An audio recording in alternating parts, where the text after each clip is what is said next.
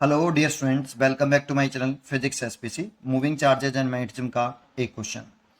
To identical circular wire of radius 20 centimetre carrying a current √2 ampere are placed in perpendicular planes as shown the figure. The net magnetic field at the centre of the circular wire is.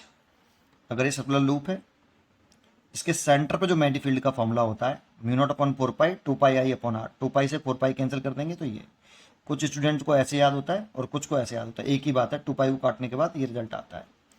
Centre पर magnetic field की direction निकालनी है तो right hand thumb rule से निकाल लीजिए। अपने right hand की फिंगर को कर्ल करिए in the direction of current. तो घुमाइए ऐसे, करंट की डायरेक्शन में घुमाइए ऐसे। थंब जिधर आए वो मैग्नेटिक फील्ड की डायरेक्शन होती है, तो थंब की डायरेक्शन ऊपर की तरफ आ रही है ऐसे। तो मैग्नेटिक फील्ड सर्कुलर लूप के सेंटर पर, सर्कुलर लूप के प्लेन के परपेंडिकुलर होती है। ऑलवेज सर्कुलर लूप के प्लेन के परपेंडिकुलर डायरेक्शन में होता है मैग्नेटिक फील्ड, बस इतना ध्यान रखना है। इधर आ जाइए। अब देखो ये करंट ऐसा है, तो ये एक्स जेड प्लेन में है आपका, तो इसमें मैग्नेटिक फील्ड की डायरेक्शन निकालें तो ये कुछ इस तरह से घूम रहा है। तो मैग्नेटिक फील्ड की डायरेक्शन जो आएगी वो ऐसे आएगी बेटा। एक्स जेड प्लेन है तो प्लेन के परपेंडिकुलर कौन सी एक्सिस हो गई, वाई। तो ये मैग्नेटिक फील्ड हो गया ऐसे, B1 मान लेते हैं। और ये आपका वाई जेड प्लेन में है आपकी रिंग।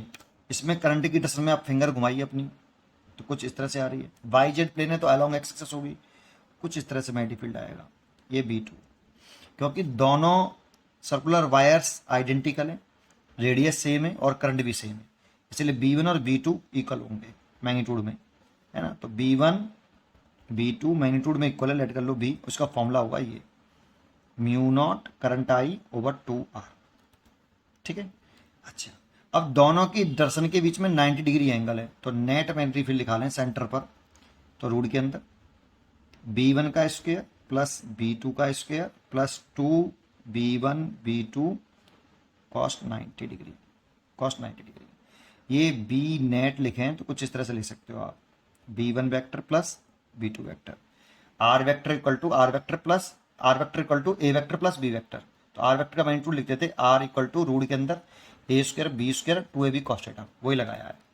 तो कॉस 90 इसके लिए 0 हो जाएगा। ये B1 B2 बराबर है, इसलिए 2B स्क्वायर हो जाएगा। B1 B2 इक्वल है B के, तो B square plus B square 2B square, that means B√2। बस वैल्यू पुट करनी है, μ0 I ओवर 2R और √2। μ0 की वैल्यू पुट करो 4π 10 की पावर -7। I की वैल्यू √2 एम्पियर और इंटू 2, और 2R की वैल्यू 20 सेंटीमीटर है, तो 20 इंटू 10 की पावर -2। तो देखो √2 तो ये कट गया 2 से ये 2 हो जाएगा, 2 से 2 कट गया। और सॉल्व करें तो इसको ऊपर ले जाओ बेटा, इस वाले को। तो ये 4π 10 की पावर -7 इंटू ये 100 हो गया, डिवाइड बाई 20। 20 से कट गया ये 5 बार, तो 20 तो ये हो गया और 3.14 ये हो गया, और 10 की पावर -7 चाहिए, 10 की पावर -8। देखो तो माइनस का 8 करने के लिए 200 कर लेते हैं इसको, 3.14 और 10 की पावर -8 टेस्ला। ये अलग कर लो बिल्कुल, क्योंकि चाहिए अलग से 10 की पावर -8 टेस्ला।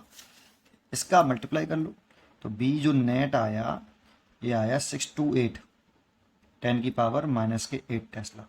तो ये वैल्यू आ गई यहाँ पे 628। ये आंसर हो गया। उम्मीद करता हूँ कि आपको ये जरूर समझ में आया होगा। पढ़ते रहिए और खुश रहिए।